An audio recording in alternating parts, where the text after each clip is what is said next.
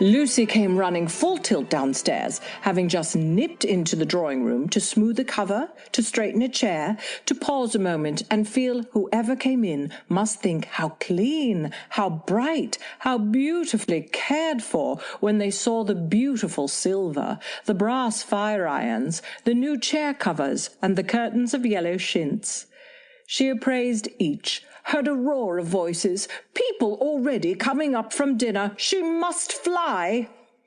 The Prime Minister was coming, Agnes said. So she had heard them say in the dining room, she said, coming in with a tray of glasses. Did it matter? Did it matter in the least, one Prime Minister, more or less?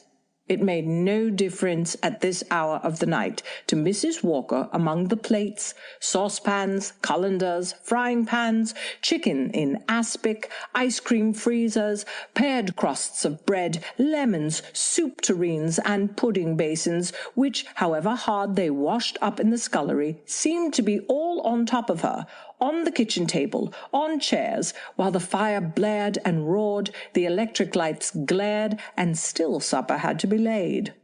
All she felt was one Prime Minister more or less made not a scrap of difference to Mrs. Walker.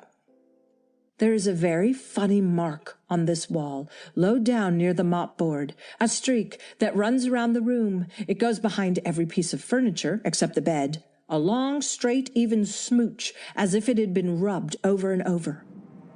I wonder how it was done, and who did it, and what they did it for. Round and round and round and round and round and round. It makes me dizzy. I really have discovered something at last. Through watching so much at night, when it changes so, I have finally found out.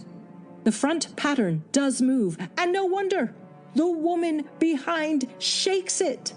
Sometimes I think there are a great many women behind, and sometimes only one, and she crawls around fast, and her crawling shakes it all over.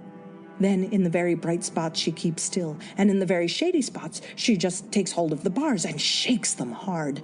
And she is all the time trying to climb through, but nobody could climb through that pattern. It strangles so. I think that is why it has so many heads. Late in the afternoon she sought refuge with Mademoiselle Reisz and stayed there alone, waiting for her, feeling a kind of repose invade her with the very atmosphere of the shabby, unpretentious little room. Edna sat at the window, which looked out over the housetops and across the river. The window frame was filled with pots of flowers, and she sat and picked the dry leaves from a rose geranium. The day was warm, and the breeze which blew from the river was very pleasant. She removed her hat and laid it on the piano. She went on picking the leaves and digging around the plants with her hat pin. Edna seated herself at the piano and softly picked out with one hand the bars of a piece of music which lay open before her. A half-hour went by. There was the occasional sound of people going and coming in the lower hall. She was growing interested in her occupation of picking out the aria, when there was a second rap at the door. She vaguely wondered what these people did when they found Mademoiselle's door locked. "Come in," she called, turning her face toward the door. And this time it was Robert Lebrun who presented himself. She attempted to rise. She could not have done so without betraying the agitation which mastered her at sight of him. So she fell back upon the stool, only exclaiming, "Why, Robert!" He came and clasped her hands, seemingly without knowing what he was saying or doing. "Mrs. Pontellier! How do you happen? Oh, how well you look! Is Mademoiselle Reisz not here? I never expected to see you. When did you come back?" asked Edna in an unsteady voice, wiping her face with her handkerchief. She seemed ill at ease on the piano stool, and he begged her to take the chair by the window.